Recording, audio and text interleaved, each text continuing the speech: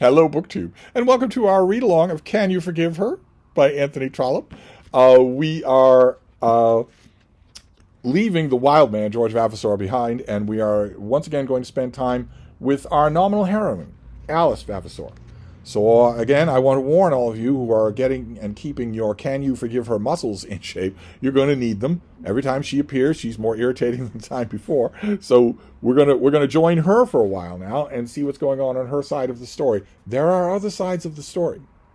This is not just a story of Alice and Kate and George. I promise. I promise. Because some of you at this point, we're 150 pages in. Some of you may be thinking that plot line is pretty much played out. And in a less capable hands of a Victorian author, it would have been. We would get 50 more pages of this book. We, of course, are not getting 50 more pages of this book. But in a conventional Victorian novel of this kind, Alice would have a scare. Probably George would take a large amount of her money for parliamentary purposes. She would have a scare, go back to John Grey, and that'd be that. That'd be the whole novel.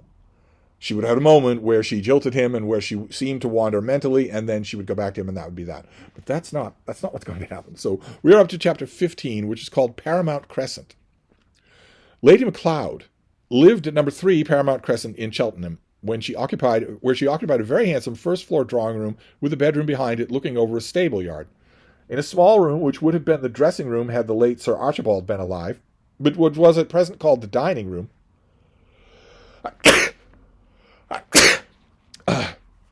I'll have my team edit that out. And in it, Lady MacLeod did dine whenever her larger room was to be used for any purpose of an evening company. The vicinity of the stable yard was not regarded by the tenant as among the attractions of the house, but it had the effect of lowering the rent. And Lady MacLeod was a woman who regarded such matters. Her income, though small, would have sufficed to enable her to live removed from such discomforts, but she was one of those women who regard it as a duty to leave something behind them, even though it be left to those who do not want it. And Lady MacLeod was a woman who willfully neglected no duty. So she pinched herself and inhaled the effluvia of the stables and squabbled with the cabmen in order that she might bequeath £1,000 or two to some Lady Midlothian who cared perhaps little for her and would hardly thank her memory for the money. Had Alice consented to live with her, she would have merged that duty by leaving money behind her in that other duty of finding a home for her adopted niece. Remember, Alice used to live with her. But Alice had gone away, and therefore the money was due to Lady Midlothian rather than to her. The saving, however, was postponed whenever Alice would consent to visit Cheltenham, and a bedroom was secured with her or for her, which did not look out over the stables. Accommodation was also found for her maid, which much better than that provided for Lady MacLeod's own maid. She was a hospitable, good old woman, painfully struggling to do the best she could in the world. It was a pity that she was such a bore, a pity that she was so hard to cabmen and others, a pity that she suspected all tradesmen, servants, and people generally of a rank of life inferior to her own, a pity that she was disposed to condemn for ever and ever so many of her own rank because they played cards on weekdays and did not go to church on Sundays, and a pity, as I think above all, that while she was so suspicious of the poor, she was so lenient to the vices of earls' sons, and such like. And you have to think when you read a paragraph like that of how many millions of Lady MacLeods there have been. It is clear from what Trollope tells us that if Lady MacLeod would just relax, she has the means to make herself comfortable. In her declining years, she's in her 70s, and she doesn't do it. She just doesn't relax in any way. Alice, having fully considered the matter, had thought most prudent to tell Lady MacLeod by letter that she had done in regard to Mr. Grey. There had been many objections to the writing of such a letter, but there appeared to be a stronger objection in that telling it face to face, which would have been forced on her had she not written. But you're going to have to face it anyway. You're going to have to talk about it anyway. There would, in such case, have arisen on Lady MacLeod's countenance a sternness of rebuke which Alice could not choose to encounter. The same sternness of rebuke would come upon the countenance on receipt of the written information, but it would come in its most aggravated form in the immediate receipt of the letter, and some of its bitterness would have passed away before Alice's arrival. I think that Alice was right. It is better for both parties that any great offense should be confessed by letter. Although you have to wonder, why is Alice going anyway, if she knows she's going to encounter it? But Alice trembled as the cab drew up to number 3 Paramount Crescent. She met her aunt, as usual, just inside the drawing-room, and she saw at once that if any bitterness had passed away from that face, the original bitterness must have been very bitter. She had so timed her letter that Lady MacLeod should have had no opportunity of answering it. The answer was written there in the mingled anger and sorrow on those austere features. "Alice," she said, as she took her niece in her arms and kissed her. "Oh, Alice, what is this?" "Yes, aunt, it is very bad, I know," said poor Alice, and poor Alice tried to make a jest of it. "Young ladies are very wicked when they don't know their own minds, but if they haven't known them and have been wicked, what can they do but repent?" "Repent?" said Lady MacLeod. "Yes, I hope you will repent. Poor Mr. Grey, what must he think of it?" "I can only hope, aunt, that he won't think of it at all for a long time." "That's nonsense, my dear. Of course he'll think of it, and of course you'll marry him." "Shall I, aunt?" "Of course you will. Why, Alice, hasn't it all been settled among the families? Lady Midlothian knew all the particulars of it just as well as I did. Is it not your word pledged to him? I really don't understand what you mean. I don't see how it is possible that you should go back. Gentlemen, when they do that kind of thing, are put out of society. But I really think it is worse in a woman." Then they may, if they please, put me out of society, only that I don't know that I'm particularly in it." "And the wickedness of the thing, Alice, I'm obliged to say so." "When you talk to me about society, aunt, and about Lady Midlothian, I give up to you willingly, the more willingly perhaps because I don't care much for it either one way or the other." Here Lady MacLeod tried to say a word, but she failed, and Alice went on, boldly looking up into her aunt's face, which became a shade more bitter than ever. "But when you tell me about the wickedness and my conscience, then I must be my own judge. It is my conscience and the fear of committing wickedness that has made me do this." "You should submit to being guided by your elders, Alice." "No, my elders in such matter as this cannot teach me. It cannot be right that I should go to a man's house and be his wife if I do not think that I can make him happy." "Then why did you accept him?" "Because I was mistaken." "I'm not going to defend that. If you choose to scold me for that, you may do so, aunt, and I will not answer you. But as to marrying him and not marrying him now, as to that, I must judge for myself." "It was a pity you did not know your own mind earlier." "It was a pity, a great pity, and I have done myself an injury that is quite irretrievable. I know that, and I am prepared to bear it. I have done him, too, an injustice, which I regret with my whole heart. I can only excuse myself by saying that I might have done him a worse injustice." All this was said at the very moment of her arrival, and the greeting did not seem to promise much of the happiness of the next month. But perhaps it was better for them both that the attack and defense should thus be made suddenly, and at their first meeting. It is better to pull the string at once when you are in the shower bath, and not to stand shivering, thinking of the inevitable shock, which you can only postpone for a few minutes. Lady MacLeod in this case had pulled the string, and thus reaped the advantage of her alacrity. "Well, my dear," said her ladyship, "I suppose you would like to go upstairs and take off your bonnet? Mary shall bring you some tea when you come down." So Alice escaped, and when she returned to the comfort of her cup of tea in the drawing-room, the fury of the storm had passed away. She sat talking of other things till dinner, and though Lady MacLeod did during the evening make one allusion to poor Mr. Grey, the subject was allowed to drop. Alice was very tender to her aunt's ailments, and was more than ordinarily attentive to the long list of Cheltenham iniquities which was displayed to her, and refrained from combating any of her aunt's religious views. After a while they got upon the subject of Aunt Greenow, for whose name Lady MacLeod had a special aversion, as indeed she had for all the Vavasor side of Alice's family, and when Alice offered to read, and did read to her aunt many pages out of one of those terrible books of wrath, which from time to time come forth and tell us that there is no hope for us, Lady MacLeod liked to be told so, and as she now, poor woman, could not read at nights herself, she enjoyed her evening. Lady MacLeod no doubt did enjoy her niece's sojourn at Cheltenham, but I do not think it could have been very pleasant for Alice. On the second day nothing was said about Mr. Grey, and Alice hoped that by her continual readings of the Book of Wrath her aunt's heart may be softened towards her. But it seemed that Lady MacLeod measured the periods of respite, for on the third day and on the fifth she returned to the attack. "Did John Grey still wish that the match should go on?" she asked categorically. It was in that vein that Alice tried to put aside the question and begged that the matter might not be discussed. Lady MacLeod insisted on her right to carry on the examination, and Alice was driven to acknowledge that she believed he did wish it. She could hardly say otherwise, seeing that she had at the moment a letter from him in her pocket, in which he still spoke of his engagement as being absolutely binding on him, and expressed a hope that this change from London to Cheltenham would bring her round and set everything to rights. He certainly did, in a fashion, wave his hand over her, as Kate had said of him. This letter Alice had resolved that she would not answer. He would probably write again, and she would beg him to desist. Instead of Cheltenham bringing her round, Cheltenham had made her firmer than ever in her resolution. I am inclined to think that the best mode of bringing her round at this moment would have been a course of visits from her cousin George, or a series of letters from her cousin Kate. Lady Macleod's injunctions would certainly not bring her round. So Trollope's narrator is thinking, if you really want to bring her round to John Grey, she should have more contact with George Vavasor. Pretty damning.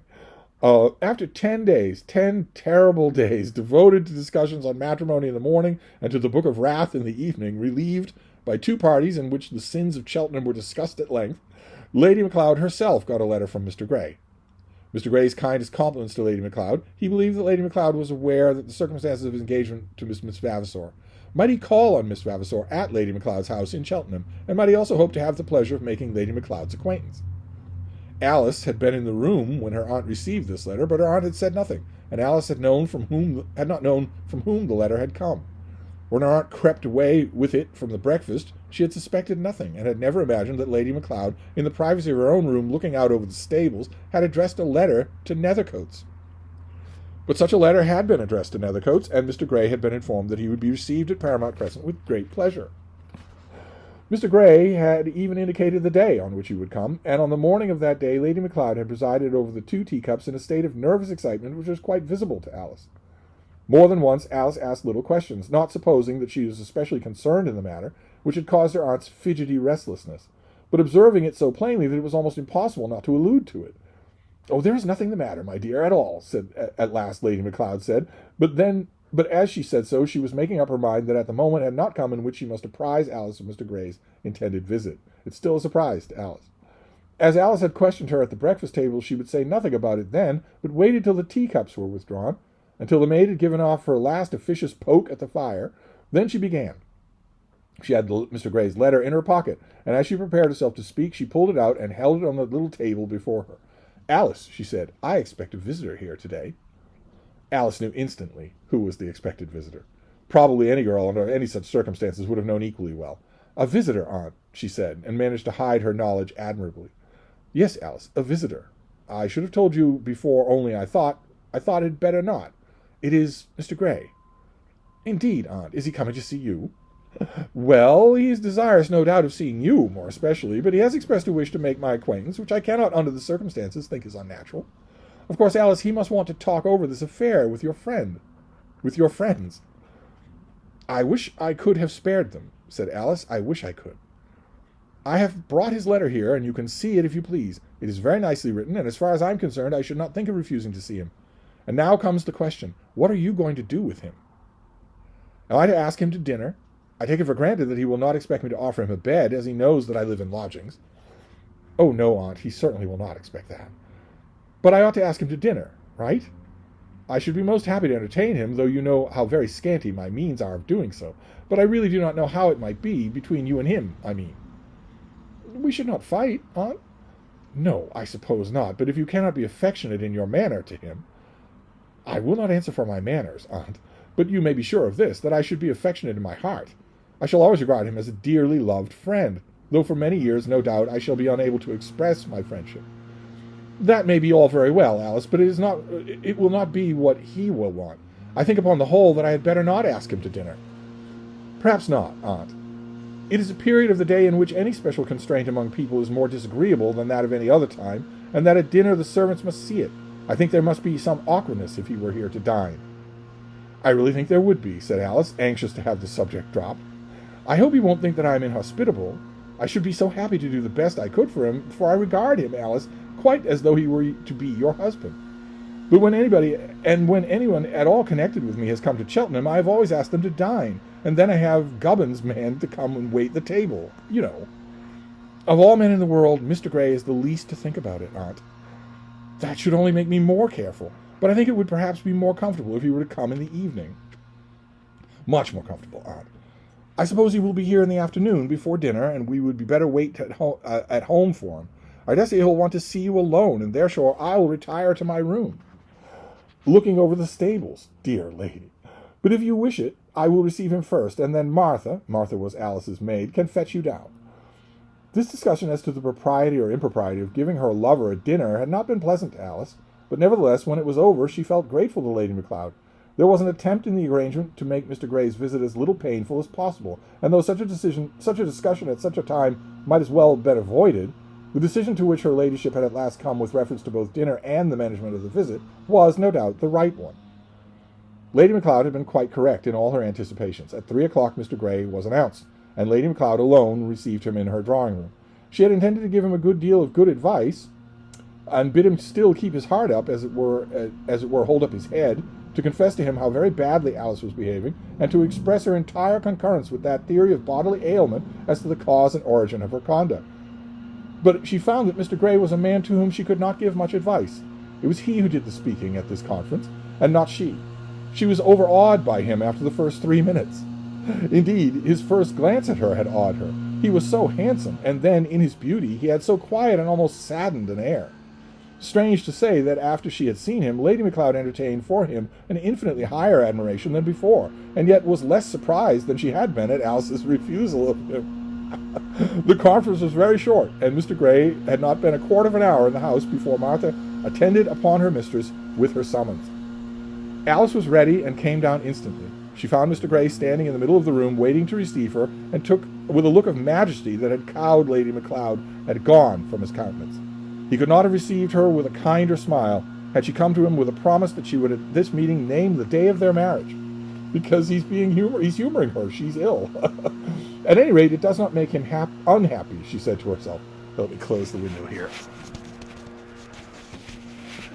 Let's see if that helps any. You are not angry, he said, that I should have followed you all the way here to see you? No, certainly not angry, Mr. Gray. All anger that there may have been between us must be on your side. I felt that thoroughly. Then there shall be none on either side. Whatever may be done, I will not be angry with you. Your father advised me to come down here to you. You have seen him, then? Yes, I have seen him. I was in London the day you left.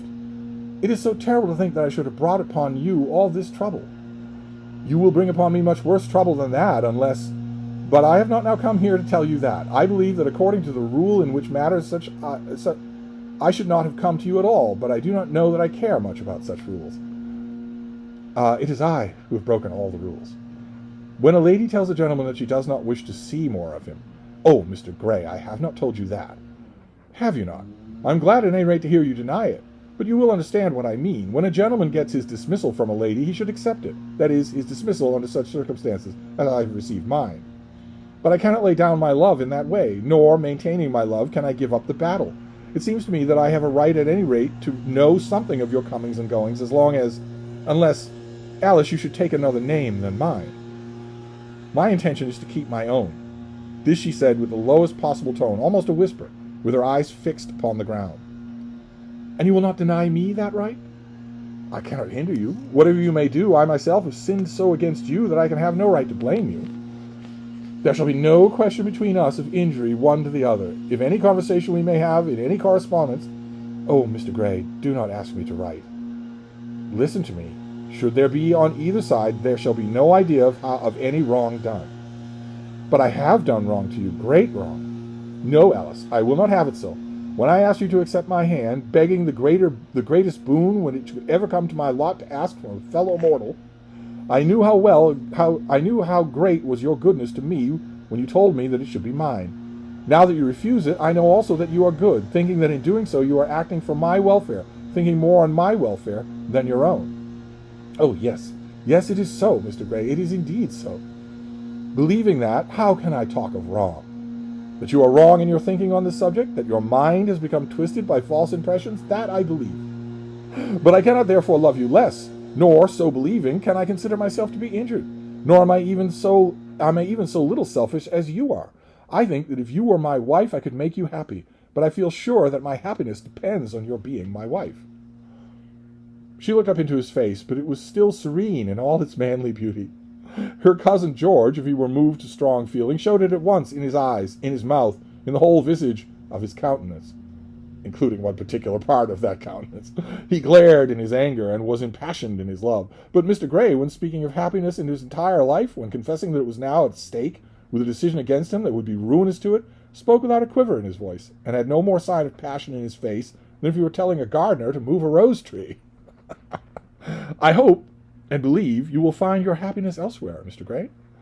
Well, We can but differ, Alice, in that we do differ. And now I will say one word to explain why I have come here. If I were to write to you against your will, it would seem that I were persecuting you. I cannot bring myself to do that, even though I had the right. But if I were to let you go from me, taking what you have said to me and doing nothing, it would seem that I accepted your decision as final, and I do not do so. I will not do so. I could simply tell you that I am still your suitor. If you will let me, I will see you again in early January, as soon as you have returned to town. You will hardly refuse to see me. No, she said, I cannot refuse to see you. Then it shall be so, he said, and I will not trouble you with letters, nor will I trouble you longer now with words. Tell your aunt that I have said what I came to say, and that I give my kindest salutes. Then he took her hand and pressed it, not as George Vavasor had pressed it, and was gone. When Lady Macleod returned, she found that the question of the evening's tea arrangement had settled itself. So it's John Grey, once again, being so insufferably noble in an encounter so that we know where things stand. So we will wrap this up for now, and we'll be back next time. Thank you, BookTube.